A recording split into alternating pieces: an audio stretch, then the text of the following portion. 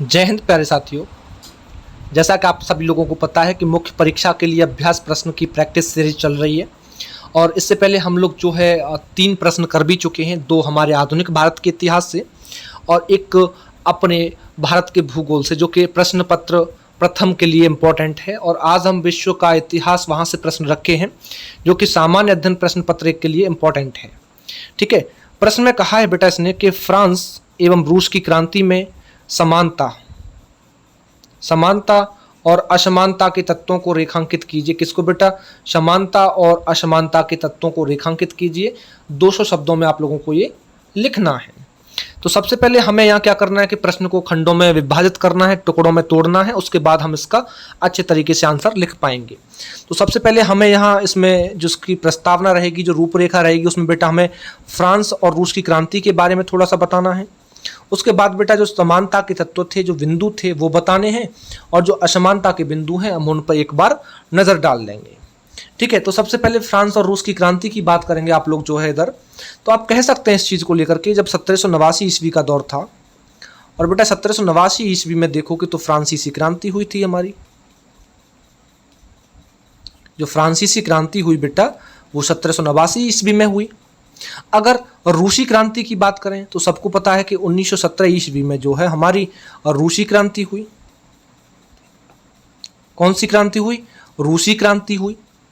और एक ये भी याद रखना कि जो 1789 ईस्वी की हमारी जो फ्रांसीसी क्रांति थी और सन 1917 ईस्वी की जो रूसी क्रांति थी, एक तरीके से अगर कहा जाए तो जो बोल्शेविक क्रांति थी, जो 1917 की जो रूस की जो बोल्शेविक क्रांति थी, इस रूसी क्रांति को बेटा हम लोग बोल्शेविक क्रांति के नाम से भी जानते हैं।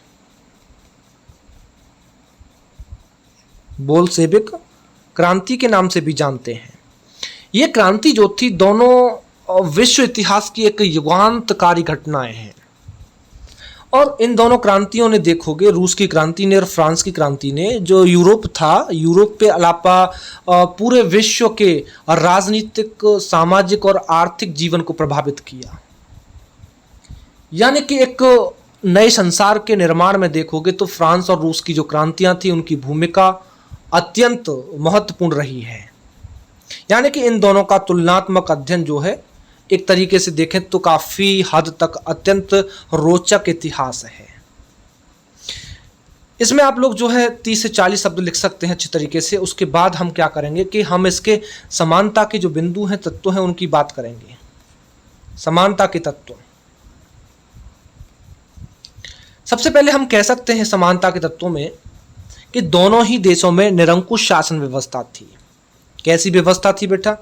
निरंकुश शासन व्यवस्था। दोनों देशों में निरंकुश शासन व्यवस्था।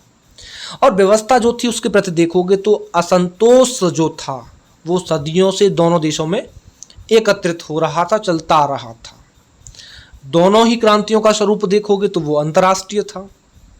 ठीक, दोनों की अपील देश जो थे, प्रजाति जो थी, वर्ण संप्रदाय जो था, उससे अलग परे होकर के देखोगे तो समग्र मानवता से की गई थी। और इनमें कोई भी क्रांति केवल आंतरिक समस्याओं को दूर करने के उद्देश्य से किया गया एक राष्ट्रीय आंदोलन नहीं था, बल्कि दोनों ही क्रांतियों ने देखोगे तो स्वतंत्रता, समानता, बंधुत्व और यहां तक कि सामाजिक न्याय पर भी बल दिया। और एक ने तो क्या किया, जो मानवाधिकार थे,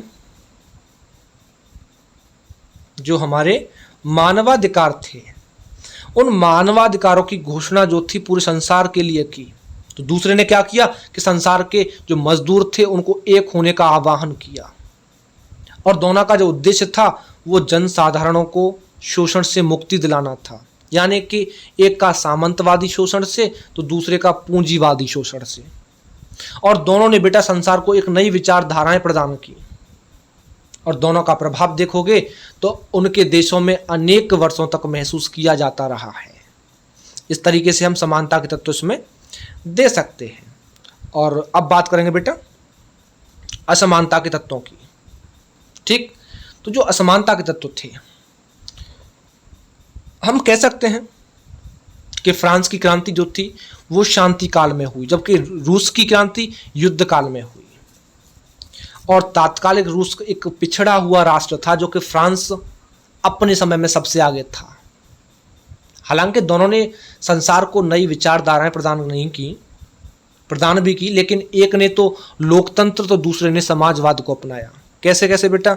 एक ने लोकतंत्र को अपनाया तो दूसरे ने बेटा समाजवाद को अपनाया। इस तरीके से असमानता थी। वहीं देखोगे तो जो फ्रांस की क्रांति थी उसने जो राजनीतिक समानता थी उसको स्थापित किया, और रूस की क्रांति ने क्या किया कि जो आर्थिक समानता थी उसकी स्थापना की। और फ्रांस की क्रांति का आधार क्या था बेटा? बुर्जुआ वर्ग, और रूस की क्रांति का आधार क्या था? सर्वहारा। और फ्रांस में तो देख लो कोई वर्ग जो है वो क्रांति नहीं चाहता था बिल्कुल भी, लेकिन क्रांति महज हो गई। लेकिन रूस में क्या था? ये पूर्व योजना का परिणाम था। युद्ध की जो योजना थी पहले ही बन चुकी थी, पूर्व योजना थी, वो युद्ध होना ही होना था। और फ्रांस की क्रांति का प्रभाव देखोगे तो केवल यूरोप तक सीमित था। कहां तक बेटा? यूरोप तक। कौन सी क्रांति का? फ्रांस की क्रांति का बेटा। जो फ्रांस की क्रांति थी इसका जो प्रभाव था वो केवल यूरोप तक सीमित था। और रूस की क्रांति की अगर बात करें तो रूस की क्रांति का जो प्रभाव था बेटा, जो रूस की क्रांति थी इसका जो प्रभाव था वो संपूर्ण विश्व पर पड़ा। ये संपूर्ण विश्व पर पड़ा। यानी कि समानता और असमानता में हम लोग 10 से 12 पॉइंट 8 पॉइंट लिख सकते हैं, और अंत में हम ये कह सकते हैं इस चीज को कि फ्रांस और रूस की क्रांति में समानता और असमानता के बिंदु जो थे एक तरीके से बहुत ही ज्यादा आकर्षक साबित हुए। ठीक, तो इस तरीके से हम लोग जो है 200 शब्दों में अपना उत्तर लिख पाएंगे। ठीक है, तो इन्हीं जो मैंने बातें आप लोगों को बताई, आप इनको थोड़ा सा विस्तार से रूप देना चाहेंगे तो आप लोगों का 200 से 220 शब्दों में उत्तर बन करके बड़ा अच्छे तरीके से तैयार हो जाएगा। और उम्मीद करता हूं कि आप लोगों को प्रश्न समझ में आ गया होगा, और लिख करके आप अपना जो उत्तर है वो हमें सबमिट कर सकते हैं चेक कराने के लिए। ठीक है, धन्यवाद।